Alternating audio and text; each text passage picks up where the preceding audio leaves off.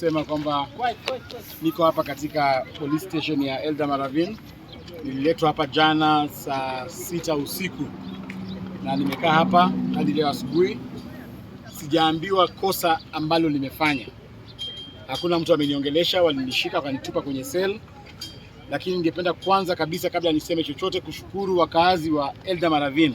Haswa vijana wa Eldama Ravine.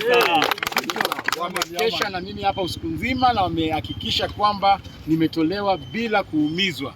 Ningependa kusema kwamba sikujua nitapata mapenzi kama hii hapa Eldama Ravine. Kwanza wakati niliwekwa kwenye boot ya Subaru nikapelekwa huko ndani kule ndani nikaona signboard imeandikwa hapa Eldama Ravine, nikajua sasa mimi kwisha.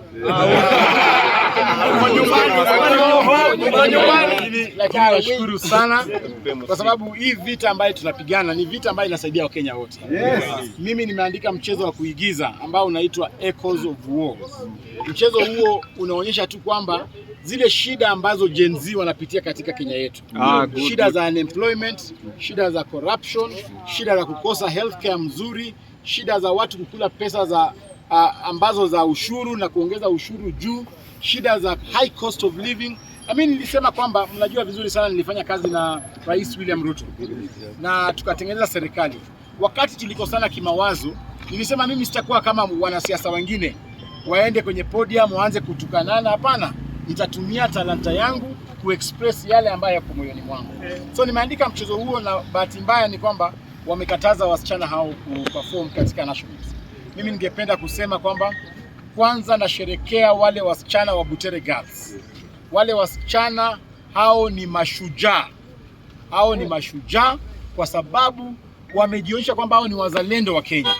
Wamekuwa tayari kupigania wa Kenya, wamekuwa tayari kuonyesha mchezo wao, na leo vile wamepelekwa kwenye stage na mapolisi na bunduki, wamesema kwamba ile play ambayo wataperform leo peke yake ni ile national anthem.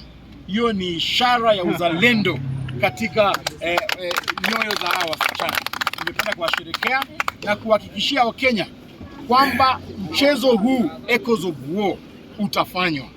Kama utafanywa na wasichana wa Butere ni sawa, na kama hautafanywa na wasichana wa Butere, tutatembea Kenya nzima, tutafute wale watu raia wa kawaida. Tutakuja hapa Eldama Ravine, mtupatie actors wakubwa na wazuri. Tutafanya nyinyi wenyewe mfanye hiyo mchezo, na tutahakikisha William Ruto mpaka ataona hii mchezo kabisa. Mpaka ataona. Lazima aone. Mnataka aone ama asione? Mnataka Kasongo aone au asione? Kwa nini? Tunasema hakuna. Nimepata leo. Hakuna barabara kwa majina. Yani kwa sababu tunataka pia ulinzi. Tunataka pia ulinzi wa hao watoto uwe vizuri.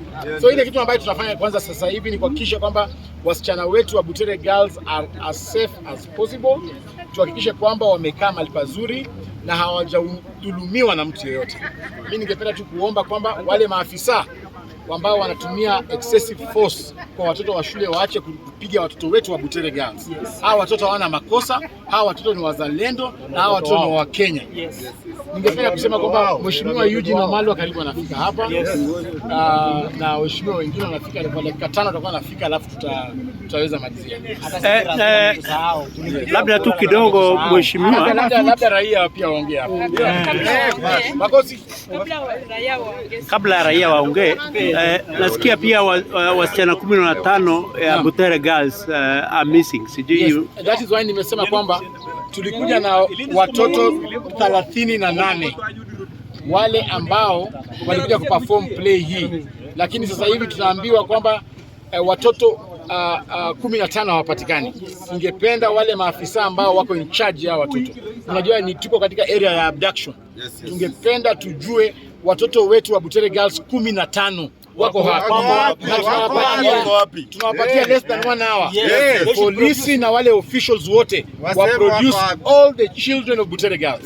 Because sasa hivi tunaambiwa 15 students are missing. Kwa nini mchukue watoto wa shule mnawapeleka wapi? Kweli kabisa. The Gen Z.